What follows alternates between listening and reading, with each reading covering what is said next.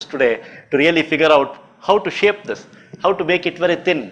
This is another example of an accelerometer balance where this entire thing was moving on a low, friction ball bearing. What kind of frictions would come in? How do you really use the tools to design better experiment? We did use whole lot of tools in this case. In fact, on a simple scramjet model, if you want to know the flow through the thing, can I test a small miniature scramjet model in my tunnel? We again ended up using a lot of tools to really show that this is going to work. In fact, this is another very interesting example where CAD tools and I think maybe the virtual prototyping that is today available in most of the automobile industry, we are now trying to import it because the aerospace never believed in prototypes. They always wanted a flying model because we believed that flight test versus ground test versus simulation. But today, if you want to make a wave rider leading edge where the shock would virtually sit on the thing, I can get a CAD model, but then you can't fabricate it very easily. I can fabricate it very easily, but then I will have difficulty in mounting a balance and doing any meaningful testing. This is where maybe we may have to look at some innovative methods of making these kind of next generation materials, next generation models which are necessary.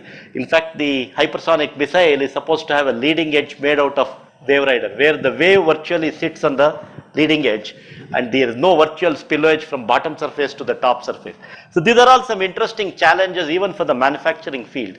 That is where the automobile industry, we have a lot to learn. Today, they can make the entire body, top body using high density foam. They can put a clay coating directly with the pressure tap.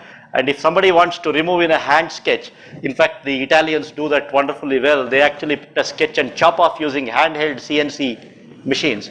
And then immediately it's pushed onto the wind tunnel. This is something we may have to look for solutions in a different way. Although CFD does provide you a lot of insight when you are trying to design models like this. I will actually take you through two little examples in a more elaborate way, mainly because I believe that this is something which is of interest to the community and you will realize why it is important to understand the science. One of the private companies came to us asking us to design an ejector. Ejector is a very simple device which actually mixes two gases and then it can pump in one fluid from a lower pressure to a higher pressure. It's not a steam ejector. I am looking at a gaseous ejector. They wanted to use it for pumping out the residual hydrogen from a hydrogen fuel cell. And you realize that supersonic ejector looks very simple. I also thought that it is there in the literature for a long time because at the end of the day you are only trying to understand the shear layer and how does it mix two fluids.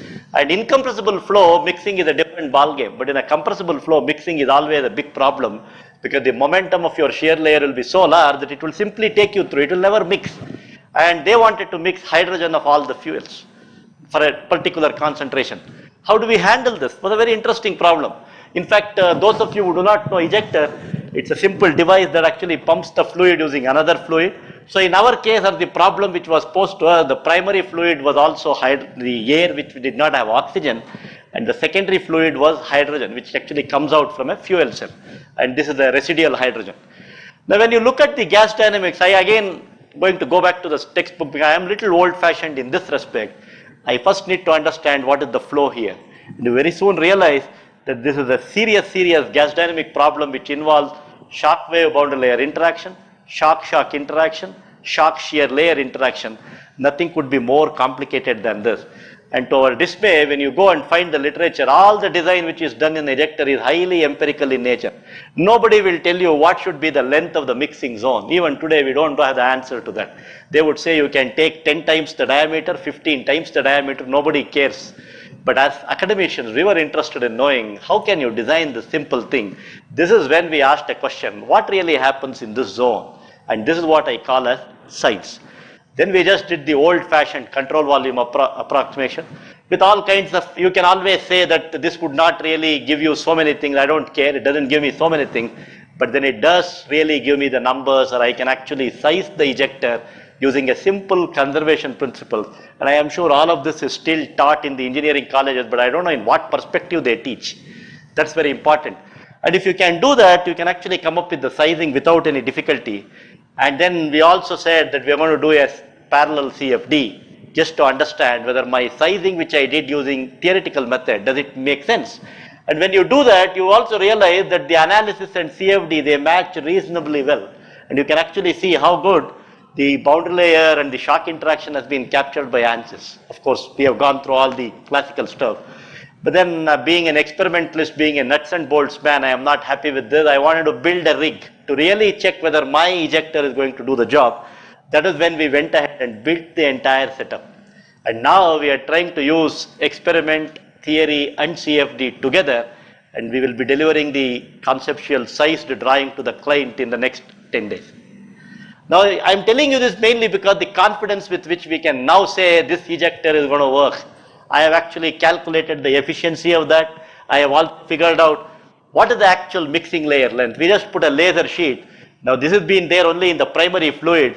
You can actually see the extent of this acetone fluorescence which comes from a laser clearly indicates what is the mixing length. Now with all my CFD it agrees within plus or minus 10%, which is fantastic for me. Now this anybody, if I show it to the client, they will also be happy.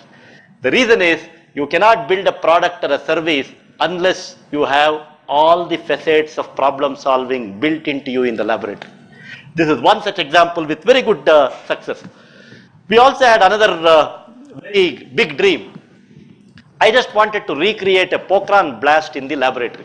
Pokhran is about 150 kilotons.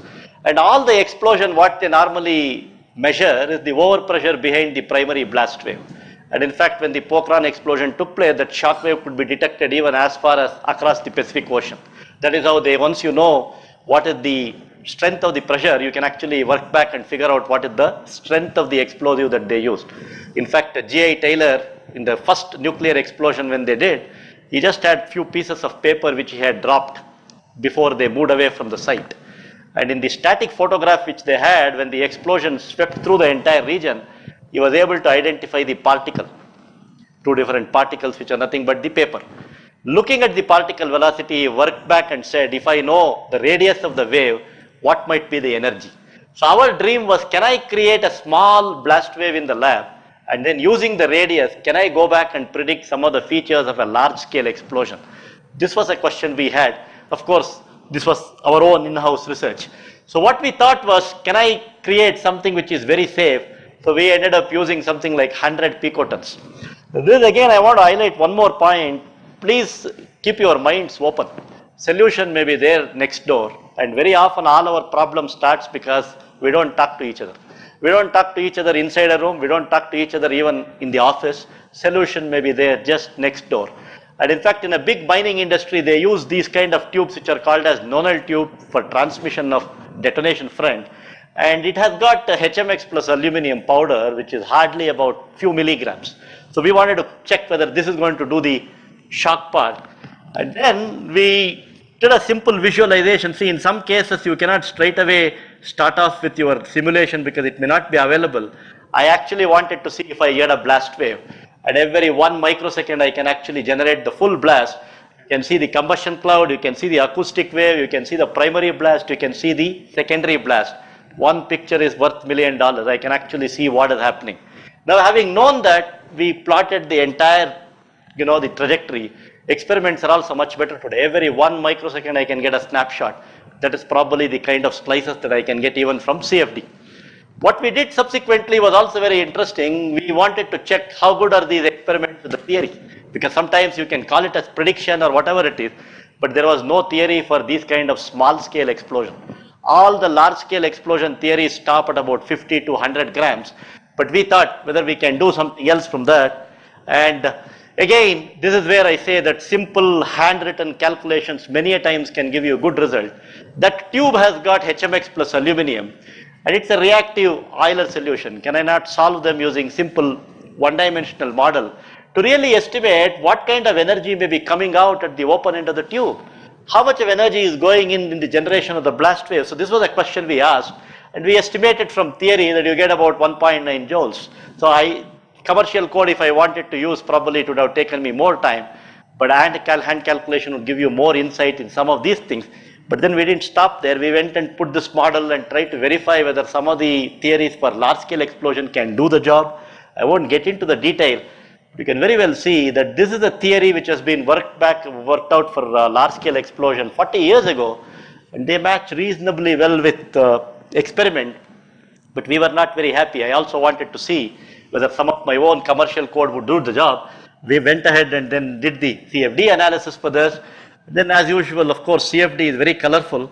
And then we also figured out whether we can capture all the features in the CFD. I'm very happy to say that this provided a lot of insights into what is really happening into the whole process, where the pressure, density, energy, everything was known. Only when you know science and all the aspects associated with this, you can come up with something which is quite innovative. I'll show you subsequently that this is where, using some turbulence model, what we captured in experiment is this, what we get in numerical modeling is that. I think it's very important for each of us to talk to each other. If you don't do that, I don't think we'll ever be able to hit at a good solution. And of course, this is the experimentally measured pressure signal. This is what you obtained from a CFD. So there's a reasonably good match. But while we were doing this, we also thought whether you can put a drug inside the human body without the help of a needle. Now you can ask me, how did you come up with this idea? This is what I say when you have an open environment, when you are trying varieties of things, when you know the science, engineering, technology automatically emerges. In fact, this has been one of the conundrums which many of us are chasing.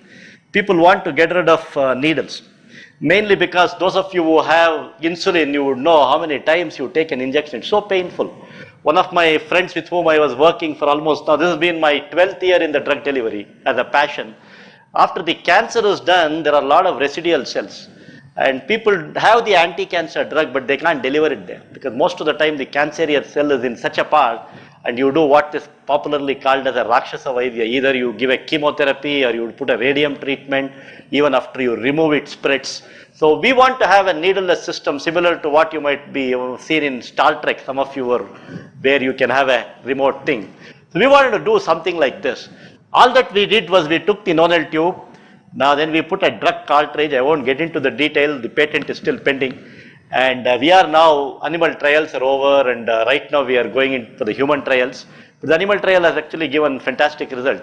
In fact, the amount of vaccine that you deliver using this method is 1/10 what you have to deliver by conventional method. I did not realize I would work with biologists one day when I started this. And mind you, this is not just biology here. I have some explosives. Medical doctors would say none of this gas should get into this. So the byproduct is very important. This fellow should look very cute. Product design is very important. Nobody will buy a product if it looks, like a raw thing. And that's why in Japanese have a term called kawaii. Kawaii is very cute. No camera model can sit on Japanese table for more than 10 days. Hats off to their product design skills. Now I need to package all of them. Then when the shock goes over, there is a drug, biomolecule. Shock propagation through biomolecule, I have no idea. The drug should not lose its potency. And then when this fellow comes like a jet at about 180 meters per second in an area of 150 micron, he shouldn't damage the human body. Look at the complexity.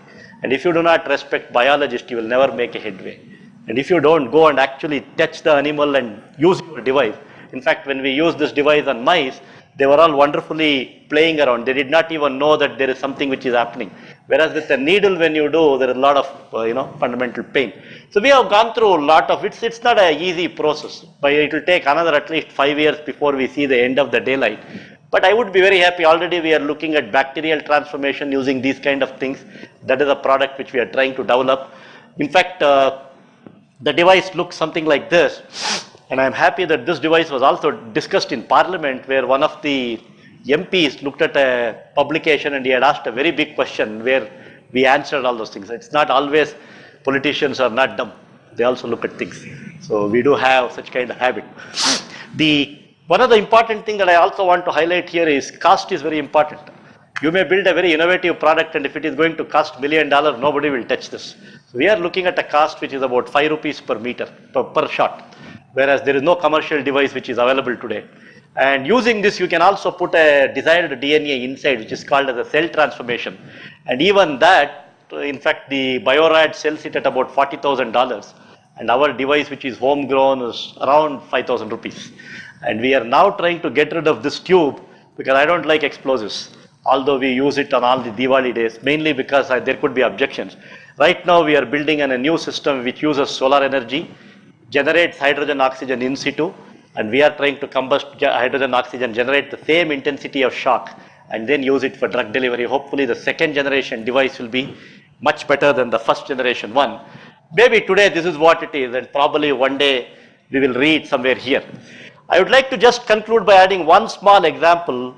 I have been visiting Manchester probably for the last 6-7 years as a visiting professor. I had a next door neighbor who is a Missilo who won the Nobel Prize in 2010. All of you think that science is not very relevant, it's all engineering and technology. But friends, this is a wonderful story which all of you should realize and hear. Graphene, for example, people thought monolayer of graphene could never be made. 1929, the theoretical papers were there. The monolayer of graphene or the carbon can exhibit such wonderful properties, such wonderful heat conduction properties, which are much, much better than conventionally known graphite. Out of desperation, they had just scribbled using your common pencil, and then he had put a scotch tape on the pencil. And the research was heading nowhere. I know how frustrated he was in 2007. And then one day they just peeled out the scotch tape and then started looking under the microscope. They found a very thin monolayer of graphene. This is not a hodgepodge or made up story. This is what actually happened. But of course, it is not as simple as simply looking under the microscope. They have done very careful analysis to really show that it is indeed able to make monolayer of graphene. That is science. Within 2 years, he was awarded Nobel Prize. When the Nobel Prize announcement came, he was only a postdoc. And before the announcement went to press from the university, he was already a professor without being talked about. Now, once I know graphene can be made in a stable manner in the laboratory, that is science. Now, today already they are talking about making graphene in large quantities. An engineer will come and say, can I not replace the entire silicon using graphene? Because this has got a heat carrying capacity which is 1,000 times more than conventional silicon. That is engineering. But when does it become a technology? When you have huge foundries which can produce graphene in bulk, then all the silicon architecture will go to toss. You may have a supercomputer in your hand maybe in about 10 years time, and you will never ask a question, what is it made up of? That is technology. So friends, thank you very much for giving me an opportunity, and I am sure you should go back with a lot of healthy respect to each other's science, engineering and technology. No tool is good or bad. It is as bad as the guy who uses that. Please use all the tools judiciously, but don't lose track of the nut and bolt, because that is what makes you at the end of the day. Thanks a lot. Thank you, sir. And I would assume there are some questions. The topic was obviously quite high end in terms of hypersonics and stuff like that, but the way it was structured was extremely fascinating for lots of practicing engineers like us. Thank you, sir. And if there are any questions.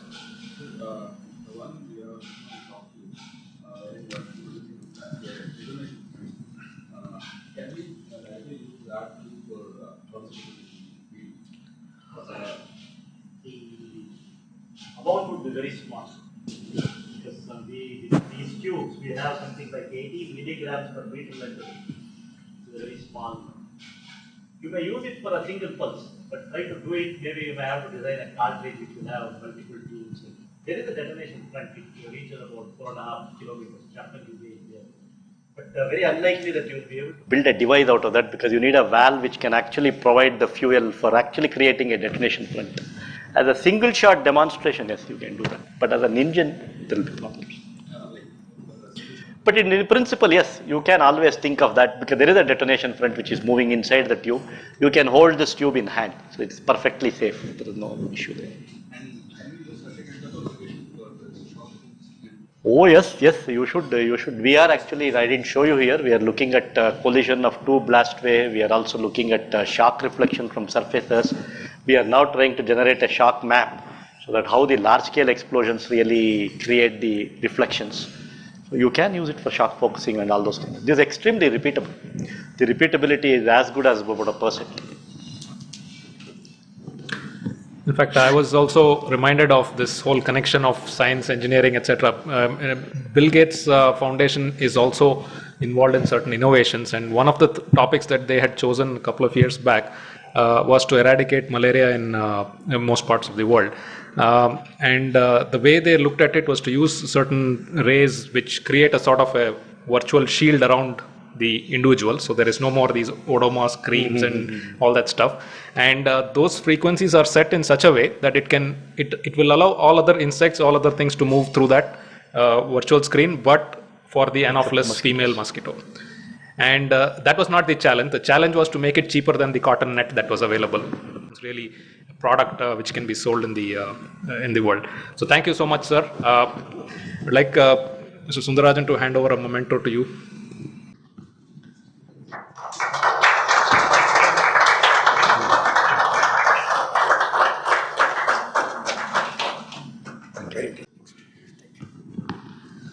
Thank you so much. And I think the next one is going to be quite in contradictory to what Professor has talked about. We're going to go back right into the tools. So we have Raja Rao, who's a technology specialist from ANSYS. For us in the service industry, I think both sides are very equally important, and I'm sandwiched in between the academia and the tool supplier. So Raja Rao is a technology specialist and joined ANSYS in 2005. From 2005 to 9, he was a key member of the North America support team, where he interacted closely with North American ANSYS users to resolve Fluent-related support issues. He has worked closely with aerospace and defense users from companies like Boeing and Lockheed Martin. He's experienced in modeling, external aerodynamics, internal flows, compressible flows, radiation, and FSI, fluid structure interaction applications. Since 2009, he works as a member of the India support and services team, helping India-based users. Some of the major clients with whom he works are Airbus, Goodrich, NAL, ADA, ISRO, etc. Raja Rao holds a master's degree in aerospace engineering from IIT Kanpur and bachelor's degree in mechanical engineering from NIT Bhopal. Just hand over a bouquet to Raja Rao. So one of our ANSYS users will be giving us. Good afternoon, everybody. At the onset, I would like to thank QuEST for giving us this opportunity to present ourselves here. QuEST has been one of our biggest customers in India, and it's really an honor and a pleasure to be part of the extended QuEST community. So, given the discussion we had this morning about the user